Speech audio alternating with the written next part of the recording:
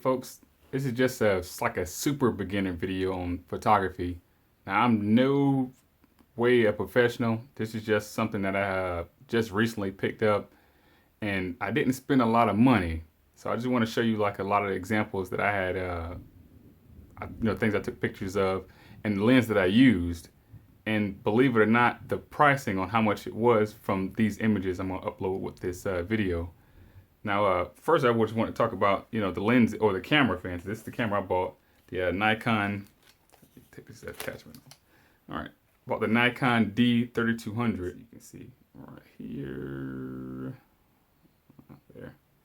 But yeah, and this is a pretty cheap camera. It was $150. I bought it from eBay, and takes really good pictures. And it's funny because when you get into the DSLR, you're thinking that you spend a lot of money to get the image qualities as a lot of these National Geographic and things like that right there. Now, which is I'm pretty sure is true, but you can get some really detailed pictures, and people won't really tell the difference. They'll probably think it's somebody else that's taking these pictures.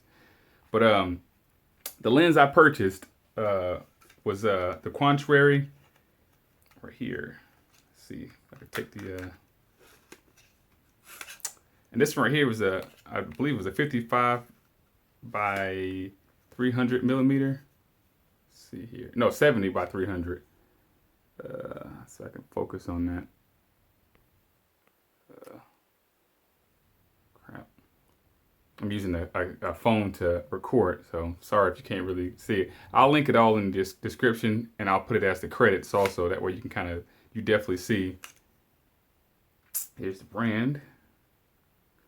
And this lens right here alone is, I'll show you all of the images I've taken with this lens by itself. And believe it or not, this lens right here was $25 from eBay, from Amazon. Bought from Amazon. I could have bought this lens from eBay also, but I was looking around for a cheap lens and something I can go far and zoom in pretty far with, and $25, free shipping. And I got so many compliments, saying that, oh, there's no way, this right here is crazy, this is really professional looking. And yeah, $25 lens, and that way you don't have to worry about going out spending on the Nikon brand, or what was another brand that I was looking at? It slips my mind right now, but yeah, I seen this. I was doing so much research on all different kind of lenses and all that right there, and I found this one really cheap, really good quality, and the focus and the zooms, everything is pretty straightforward. Now, when it comes to after you've taken your pictures, editing. Once you edit your pictures, that's when it really just pops out. I thought you just take the picture, and the megapixels and everything like that would just be really nice looking in the camera.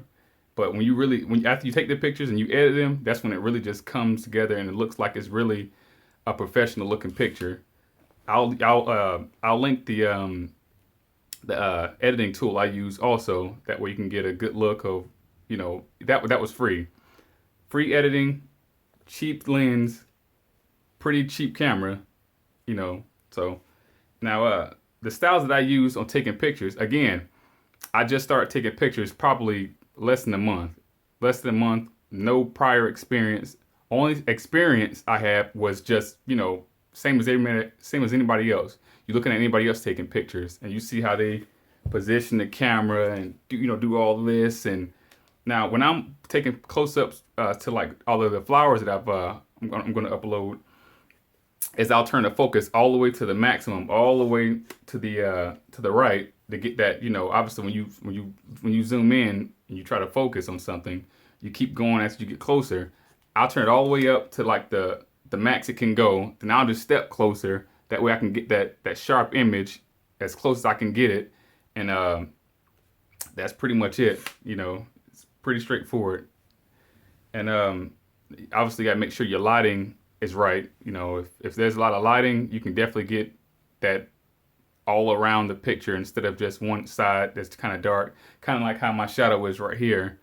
Once you get that good natural sunlight, obviously we'll all get more we'll get more practice as we're going, but this is just some quick tips on like what I've discovered so far on my just, what, 3 weeks on taking pictures, something like that.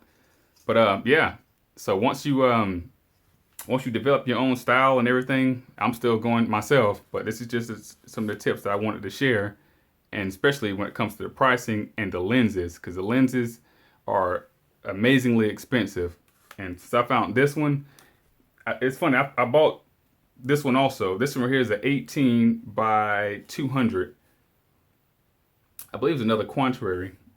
Now, these are good lenses, but once you start to like really get into it, I'm pretty sure we'll all know how to really use them.